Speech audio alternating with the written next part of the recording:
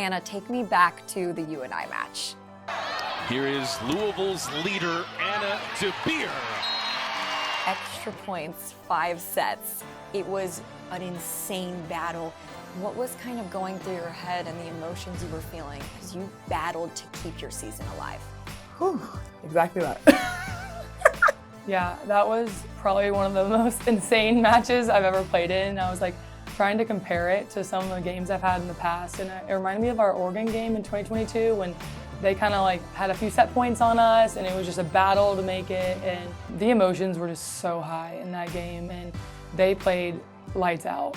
I was just thinking every single time it was either a game point for us or for them. I was just like, all I can do in this moment right now is just pass a perfect ball and not get aced. That's all I was thinking in that moment, honestly. I think it was around like 14-12, and I was like looking over there, and I was like, deep breath. I was like, wow, like I don't think this is how I'm supposed to go out. Like I just felt like a weird feeling. Obviously, like so much emotions built up. So when we finally battled through it and got that like last point, like I just broke down in tears. I was like, I don't even know why I'm crying right now.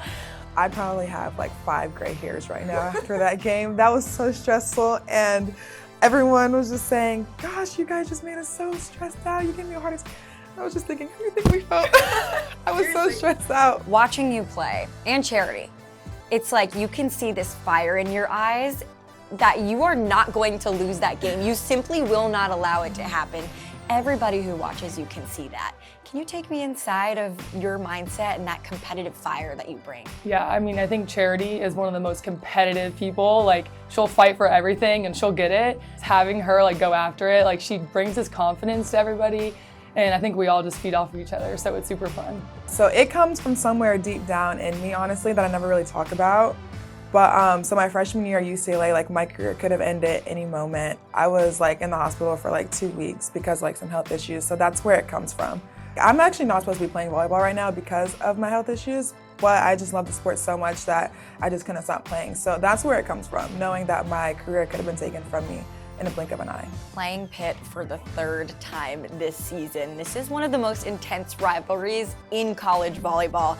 How do you come out on top of this one? How do you think it'll be different? Everything is different in the Final Four. Yeah, like we played them before, but the pressure is obviously a factor here. Everyone wants to win. Like everyone's good at this point, and we've been playing some of our greatest volleyball in the last few weeks. So I think that brings our team a little bit of confidence. Both the times that we played them, like we were right there, but there was aspects in the game where we just weren't too clean in. And this time around, it's just who can pass the ball better, who can side out the quickest, and who can stay the more clean. Tell me about the pressure that there was surrounding this team and you from being a hometown kid to make it here with the national semifinals in Louisville. How'd you feel that pressure and then deal with it? Early on in the year, like that was what everyone was talking about. Like, oh, how's it with the Final Four being in Louisville? Like, how are you feeling? Is that more pressure? And like, we talked a lot about that early on and how we're gonna like navigate through that a little bit. And I think we did feel it at the very beginning, but as the season's gone on, I feel like for me personally, I'm like sick of hearing it. I'm like, we're just gonna go out there and play. Like, yeah, it's in Louisville. Like, I just felt like at that point we heard it so much that we were just kind of over it and ready just to like go do the dang thing. We actually did this thing a couple of days ago in a facility is we like burned this banner that we had. And it's kind of been like a track of every single week throughout this whole season. Like we just been keeping track of it. And we'll like move the cardinal bird each season until we've reached it to the young.